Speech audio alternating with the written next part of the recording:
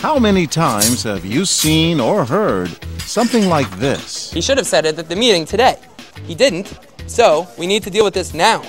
He's loud. Yes, they took her. We didn't.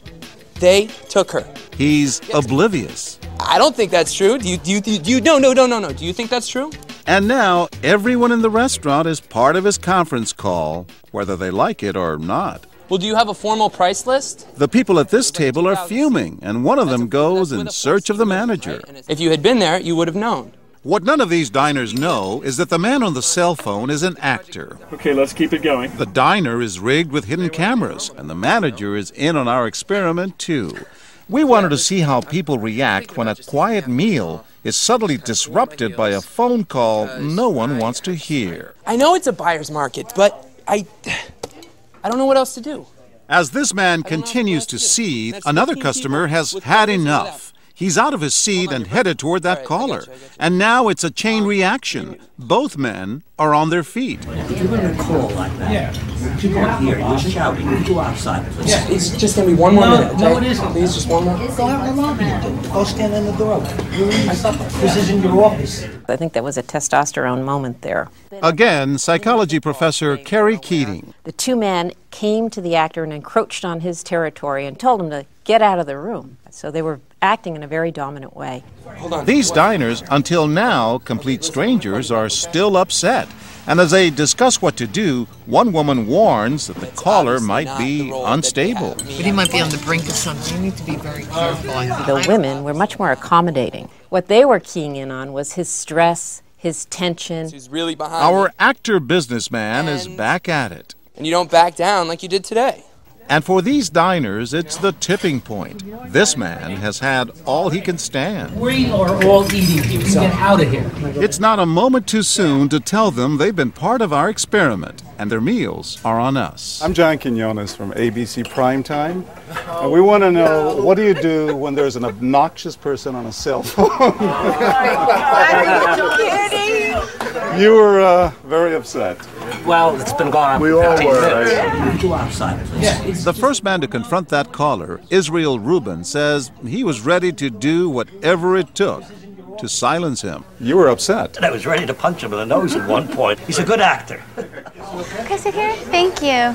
But we wondered, when it comes to cell phone conversations in public places, does it make a difference if the caller is a woman? What about a pretty woman? Our experiment is hardly scientific, but we wanted to see what would happen when we sent in this actress. There's a paper that needs to be sent to Gary. We give her the same instructions, and she invents a story about a missing letter that needs to be faxed to her boss. Sit at the chair, look to the left. Remember, when the caller was a man, diners were so irritated they were on their feet, threatening him. It's not that complicated. It's not that complicated. These college students are so intrigued, they take her picture. Gary's freaking out, and you know who's going to be on the line? It's going to be me on the line. It's always me on the line.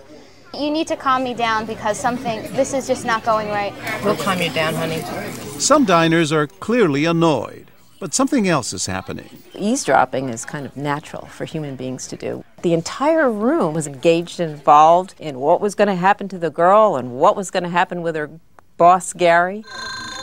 Now with that fact still unaccounted for, Yeah. she pretends it's her boss, Gary. It's coming. It's coming. We're all over it right now. And she's about to tell him something that gets everyone's attention. Don't worry at all. Yeah, it should be fine. This woman is not buying it. She just lied through her teeth. And now she's back on the phone with her coworker. You are not going to believe this. I just lied to Gary.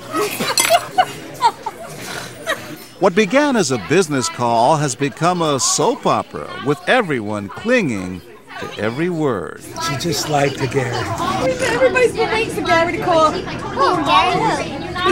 Whoever Gary is. 2 minutes. We need to find it in 2 minutes. This is like a soap opera. Everyone is anticipating the next development in the saga of the fax that never got sent. It's probably Gary again. He won't answer anything. Did you find it?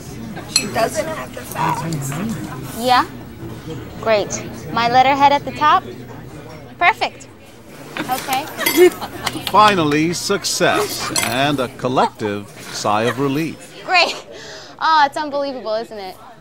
So we break the news. There is no fax and no Gary.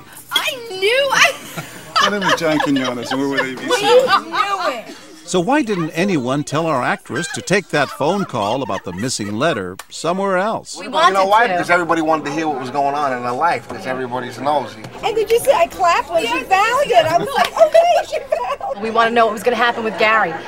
Why such different reactions to the man and the woman? Well, maybe because he was too aggressive and domineering. She was attractive and had a more interesting story. But there was also something else. It was almost as if she psychologically disrobed. She showed her vulnerability. She showed her weakness. And then I felt bad for her because she was like going to lose her job, and I was just like, oh my God. But not everyone was worried about her. Gary was getting lied to. I felt like calling Gary and be like, hey, Gary. Well, listen, he can call anyone he wants, but please take that cell phone outside.